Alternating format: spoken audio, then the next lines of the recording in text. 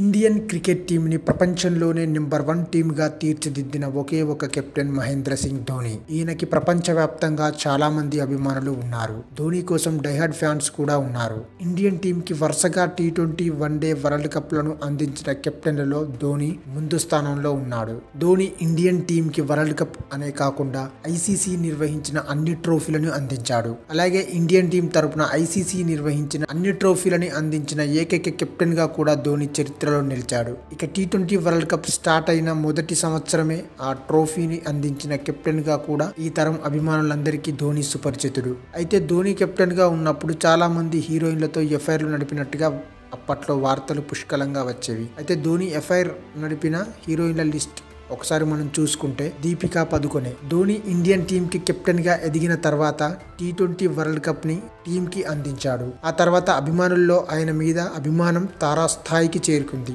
ఇక ఇలాంటి సందర్భంలో ఎవరిని చూసినా ధోని జపం చేస్తుండేవారు. పొడవాటి జుట్టు వేసుకుని ధోని గ్రౌండ్ లో ఉంటే స్టేడియం మొత్తం ధోని ధోని అనే అరుపులతో మారుమ్రోగిపోయేది. అలాంటి ధోని దీపికా పదుకొనేతో ప్రేమ వ్యవహారం నడిపాడు. చాలా రోజుల పాటు ఇద్దరు డేటింగ్ చేసినట్టుగా కూడా అప్పట్లో వార్తలు పుష్కలంగా వచ్చాయి. ఇక ఆ తర్వాత వీళ్ళ మధ్యలోకి యువరాజ్ సింగ్ ఎంటర్ అవ్వడంతో దీపికా పదుకొనే నుంచి ధోని దూరమైనట్టుగా అప్పట్లో మీడియాలో చాలా కథనాలు వచ్చాయి.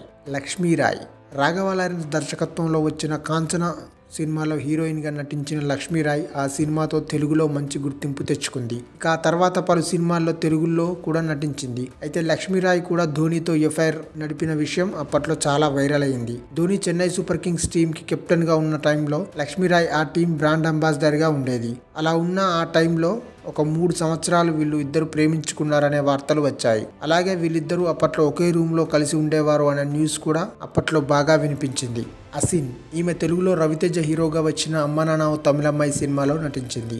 ఆ సినిమాతో ఇక్కడ మంచి గుర్తింపు సంపాదించుకుంది. అయితే ధోని అసిన్ని చాలా రోజుల పాటు ప్రేమించుకున్నారు. ఒకానొక సమయంలో ఇద్దరు పెళ్లి చేసుకోవాలని అనుకున్నప్పటికీ ఇద్దరి మధ్య వచ్చిన కొన్ని మనస్పర్ధల వల్ల విడిపోవాల్సి వచ్చింది. ఇక ఆ తర్వాత ధోని 2010వ సంవత్సరంలో తన చిన్ననాటి ఫ్రెండ్ అయిన సాక్షి సింగ్ ని ప్రేమించి పెళ్లి చేసుకున్నాడు. ఇక ప్రస్తుతం ధోని క్రికెట్ నుంచి రిటైర్ అయినప్పటికీ అభిమానుల రిక్వెస్ట్ మేరకు IPL లో మాత్రం ఆడుతున్నాడు. ఈ వీడియో మీకు నచ్చినట్టయితే లైక్ చేయండి, షేర్ చేయండి, కమెంట్ చేయండి, సబ్స్క్రైబ్ చేయండి.